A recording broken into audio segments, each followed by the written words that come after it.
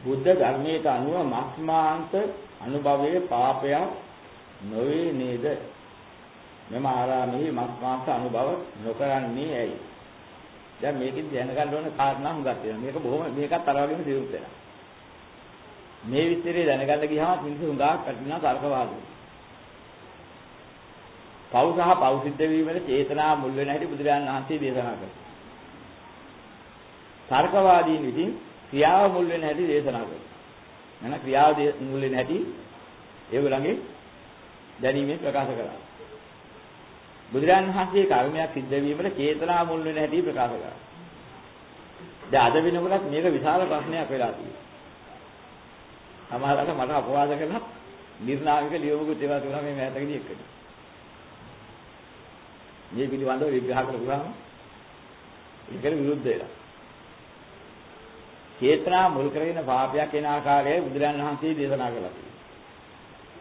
නමුත් නිර්මාංශ ව්‍යාපාර ආදී වශයෙන් අද ඉන්නේ ක්‍රියා මුල් කරගෙන පාපයක් වෙන හැටි කියලා. Taman නොදැනුවත්වම ධර්මය අධර්මයේ කරගන්න. නොදෙසුවා දෙසු හැටියට ගන්න. දෙසු දේ නොදෙසු හැටියට ගන්න. වාති සියුම් තැන් නිසා. මස්මාංශ අනුභවයේ නෙමෙයි මේ ප්‍රශ්නේ තියෙන්නේ. ඒ හේතු කොටගෙන යම් කිසි අවලක් අසාධාරණයක් සිද්ධ වෙනවනේ. තමන් සිද්ධ කිරීමට ගෝචරන. ඒකෙන් පාපයක් වෙනවා. මස්මාංශ කියන එක ওই දෙකටම අහු වෙන විදිහට ගොඩ නැගෙන දෙක. යම් කිසි කෙනෙක් මරලා හෝ මරවලා හෝ ඒ හේතුවෙන් ගොඩනගාගත්ත මස්මාංශයක් තියෙනවා. ඒක අයුක්තියෙන් ගොඩනගාගත්ත මස්මාංශයක් වෙනවා. දැන් ප්‍රශ්නේ තියෙන්නේ එතන. අයුක්තියෙන් ගොඩනගාගත්ත මස්මාංශ ගත්තොත් තමන් ඒ අයුක්තියෙන් ගොඩනගාගත්ත එකට සම්බන්ධ වුණොත් ඒ හේතුවෙන් තමන්ට පාපයක් වෙනවා. අස්මල් කෑමෙන් නෙවෙයි පාපෙන්නේ. අයුක්තිය හා සම්බන්ධ වීමේ චේතනාව. චේතනා සම්බන්ධයි. යම් කිසි මිනිසෙක් සතෙක් මැරීමේදී දානයකට හෝ යම් කිසි දානයක් මරනකොට යයව සතා ගෙනෙව. නියෝගයක් පනවනවා. දූෂ්‍ය මානසිකත්වයකින් ප්‍රාණඝාතයට සම්බන්ධ දෙයක් වෙනෙව. පළවෙනි පාප කර්මය සිද්ධ වෙනවා. ඒ සතා මරණය සඳහා ගෙනීමේදී යම් කිසි ඇදගෙනීමේදී බයක් ඇතිගැන්මක් උඩ යම් කිසි වෙන්නා වූ හේතු උඩ දෙවෙනි පාප කර්මය සිද්ධ වෙනවා. ඔය සතා මරව යන නියෝගයක් දුන්නා නම් ඒ නියෝගය මුල් කරගෙන චේතනා මුල් වෙලා තියෙන්නේ තුන්වෙනි පාප කර්මය සිද්ධ වෙනවා. ඒ නියෝගයේ පරිදි මරුවා නම් චේතනා මුල් කරගෙන ප්‍රාණයක් විනාශ කිරීමෙන් හතරවෙනි පාප කර්මය සිද්ධ වෙනවා. දැන් ඔහු ලබාගත්තේ කුමටද මුඛ පරමාර්ථ කියන අර මස්තික බලාපොරොත්තු මස් පරමාර්ථය කරගෙන පව් හතරක් කරගත්තා. පව් හතරක් තුලින් ගොඩනගාගත්ත නිෂ්පාදනය තමයි මාංශය. එහෙම කරගත්තොත් අසාධාරණයෙන් ගොඩනගාගත්ත මාංශයක් වෙනවා. පාපයේ මුල් කරගෙනමයි ගොඩ නැගුවේ. අන්න එහෙම හදාගත් එකක් නැත්නම් ඒ භෝජනේ දැහැමින් සාධාරණේ උපයාගත්ත භෝජනයක් නෙවෙයි. අන්න ඒ නිසා ඒකින් ඒ භෝජනේ අවලක් තියනවා එහි. එහෙම සම්බන්ධයක් නැතුව ස්වභාවික සිද්ධියකින් මැරිච්ච මාංශයේ පවත්ත මාංශය කියන්නේ. වාහනයක වැදිලා යනකොට එහෙම දෙයක් සිද්ධ වෙන්න පුළුවන්. ප්‍රාණඝාත චේතනාවක් එතන පහළ වෙලා තිබුණේ නැහැ. බ්‍රේක් ගහවල වාහනේ නවත්තා ගන්න කියලා වැදිලා මැරිලා ඉවරයි. කවුරුවත් කළෙත් නැහැ සතාවේ කර්ම වේගයෙන්ම ඌ හරහා පැන්නා.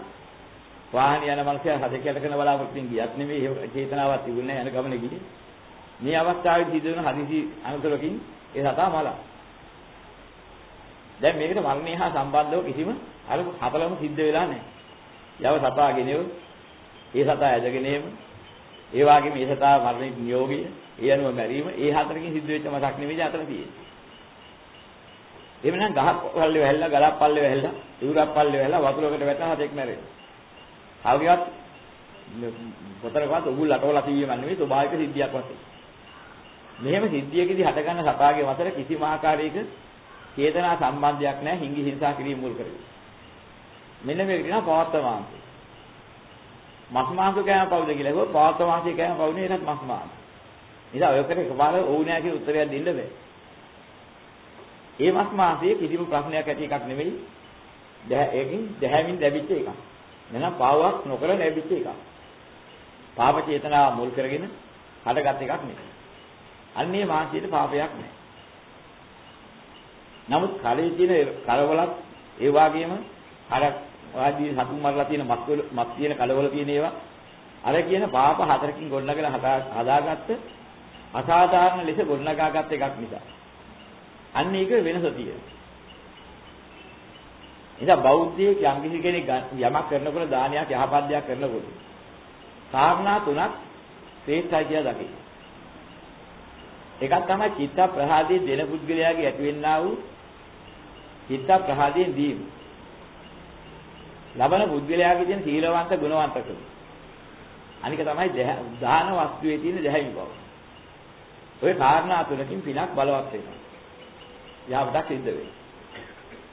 ඉතින් දාන වස්තුවේ තියෙන දැහැමි බව ලබා ගන්න නම් අර පවත්තම අංශයක් විය.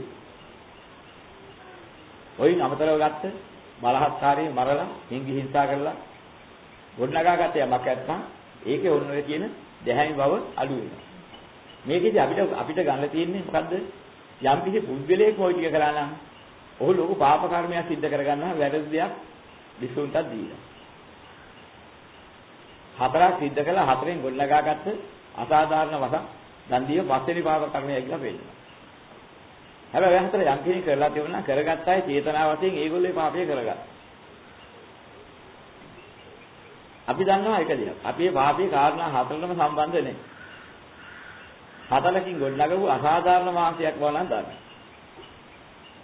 කලිය හෝ මක්කලිය තියෙන්නේ හතරක් සිද්ධ කළා යමේ ගොඩනගපු අසාධාරණ දෙයක් තියෙන බව දන්න. දැන් බෞද්ධයෙක් හැම වෙලෙම පුළුවන් තරම් බලන්නේ අසාධාරණේ මිදෙන්න. අසාධාරණ වැඩවලින් හිතෙමින් කීමෙන් කිරීමෙන් මිදෙන්නයි බලන්නේ. යන්තරමක් මිදෙන්න පුළුවන්ද? ඒ තරමට මිදෙන එක බෞද්ධ ගුණ වැඩි වීමට ලොකු හේතුවක්. එනිසා ඒකෙදිකට පුළුවන් පාපයේ සිද්ධ වෙන ක්‍රම එකක්. ආයිතුදී අසාධාරණ දේ දැකලා පරිහරණය කරන්න සිද්ධ වෙන එක තව එකක්. පාපයේ සිද්ධ කරන එක විශාල බලවත් ඒක පාපයේ මහ බලවත් පැත්තක්. ඒතර අයිත්‍යයෙන් අසාධාරණයෙන් ලබාගත් දේ පරිහරණය කරන එකේ තියෙන්නේ ඒ හේතුවෙන් හටගත්ත පාපය. අයිතු අසාධාරණ දේ පරිහරණය කිරීමේ වරද. සුළු වරදක් හෝ Tamanට අත්හැර ගන්න පුළුවන් එකක් තියෙනවා නම් වරද හැටියට දැකලා අත්හැර ගන්න එක බෞද්ධ මාර්ගය යන අයට බොහොම සුකුලක් වෙනවා අප්‍රමාදව නිවන් මාර්ගයට හේතු වෙනවා. ඒ නිසා අයිත්‍යයෙන් අසාධාරණයෙන් හදාගත් එකක් තියෙන නිසා ඒවා නිසා ගේල වෙන එකක් නැති නිසා. ඉතින් ඒ වගේ දේවල් බව තියෙන බව දන්න නිසා. ඉතින් කියනවා අයිත්‍යයෙන් අසාධාරණයෙන් හදන දේවල් ගැනීම අපි කාටවත් නතර කරපු තරමට හොඳයි. හැබැයි සියලුම අයිත්‍යයෙන් අසාධාරණයෙන් හදන ඒවා මේ කාලෙන් නතර කරන්න බෑ. බැරි අවස්ථා තියෙනවා. ඒතර අපිට මොකක්ද වෙන්නේ?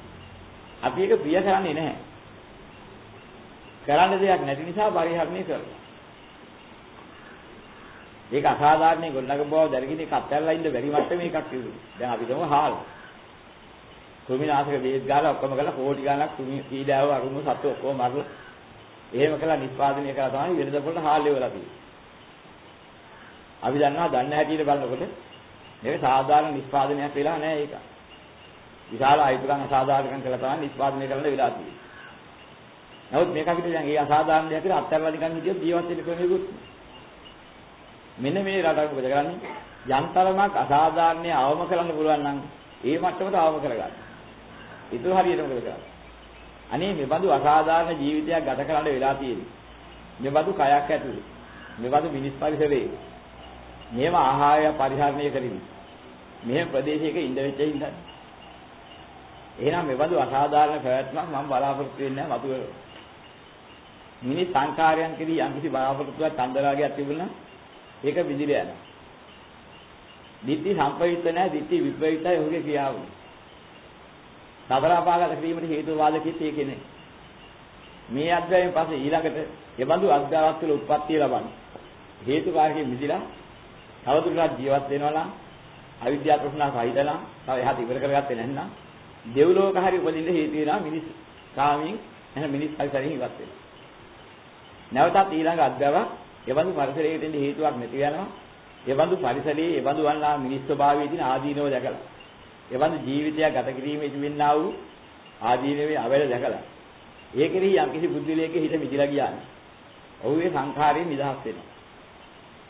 බෞද්ධ සත්‍යයේ තේරුම් ගන්න කෙනෙක් නිදහස් වෙනොත් මත කවදාත් මිනිස් කායක ඇත්තේ උප්පත්තියක් හොත් නැති වෙන විදිහට මග පෑදේ. මෙන්න මේ ටික එහෙම කරගන්න පුළුවන්. ප්‍රියමනාපයෙන් කැමැත්තෙන් බැලුවොත් මොකද වෙන්නේ? එහි උපාදානිය අපි ගොඩනගා ගත්තොත් එහෙම උපාදානපත්‍ය භව භවපත්‍ය ජාති කියන මිනිස් ජාතිය ඉක්මයන් හම් වෙන්නේ නැහැ. ආයි කොහේ හරි එවදම කුණු කායක් හරි උපදින්න හේතුයි. ඒකේ තියෙන ආදීනව දැකලා හිටියනවා. අයින් කරන්න පුළුවන් යම් තරමක් අයින් කළා. ජීවිතේ නිසා පවතන අත්‍යවශ්‍ය නිසා මේක සිද්ධ කරනවා මිසක් නැත්නම් මම කැමැත්තෙන් නම් කරනවා නෙමෙයි කියන හිටියනවා. ඒක වරද හැටියට දැකලා උපේක්ෂාවටපත් වෙනවා. උපේක්ෂා පහකට විත්ති විප්‍රයුක්ත හිතකින් කරන හරියක් කෙරේ. එහෙනම් එහෙම එකක් කෙරෙනවා නම් ඒ අද්දයෙන් එහාට එහෙම දෙයක් කරන්න හිතින පරිසරයක් ඇති නොවන සත්‍යෙල මග වැදෙනවා. දුගතියක් නෙවෙයි එතන මිදිලා යන පැත්තලයි මග වැදෙන්නේ. අපාගත වෙන්න හේතුවක් ඒකෙත් නෑ. ඉතින් එහෙම කරුණු දැනගෙන ඕනේ ඒක කරගන්න. ඉතින් මස්මාංශානුභාවය කියන වචනේ ගන්න නැතුව මේකෙදි ගන්න ඕනේ. ආයුක්තියෙන් අසාධාරණී ගොඩනගාගත්ත මස්මාංශානුභාවයේ පව. ගැලපෙන්නේ නැහැ. කවුරු හරි ආයුක්තියෙන් අසාධාරණී ගොඩනගලා තියෙන මස්මාංශයක් ඇත්නම්. ඒක හදලා තියෙන්නේ එසේ ගොඩනගපු ආයුධ සහගත වස්තුවක් කියලා දකින්න ඕනේ. ආයුධ සහගත වස්තුන් පරිහරණය කිරීම අතරීම තවත් පවිත්‍රතාවය. ඒක තමාගේ ජීවිතේට සහනයක් වෙනවා. මගේ ජීවිතේ ආයුධ සහගත දෙයක් මම කරන්නේ නැහැ කියලා. යම් දෙයක් ආයුධ සහගත දෙයක් ජීවත් වෙන්න බැරි විදිහට පරිසරයේ ඉදිලා තියෙනවා. අනේ මේ බඳු පරිසරයක් මම නම් බලාපොරොත්තු වෙන්නේ නැහැ කියලා අදහස. නෑ එක කොටසක් මෙලෝදියම ලැබෙන සාහනිය. ඊළඟ කොටස මේ අධ්‍යය අවසානයේ පස්සේ ලැබෙන සාහනිය. ඔය ක්‍රමයටයි සාහනිය ලැබෙන්නේ. ඉතින් මෙහි ඔයගලට හේතුව තියෙන්නේ ඔය ප්‍රශ්නේ පැහැදිලිවම පේන දෙයක් මේ කාලේ මස් මාංශ අවශ්‍ය නම් කරවල කෙනෙක් අවශ්‍ය නම් ඔය කියන කාරණා හතරක් මුල් කරලා ඉතින් යොදලා ගොඩනගාගත්ත දෙයක් නිසා ආයුධ සහගතව ගොඩනගලා තියෙන දෙයක් බව දන්න නිසා තමයි වෙන එකක් පවත්වමාසියක් නැති නිසා තමයි ඒකෙන් අපි නොගැනෙමු කියන අදහස ආරම්භ කළේ. එහෙම ආයුධ සහගත අසාධාරණව ගොඩනගලා තියෙන දෙයක් පාරිහරණය නොකරමු කියන අදහස ගත්තේ ඒක. යම් කෙනෙකුට පුළුවන් නම් ඒ තරමට ඒක යහපත්.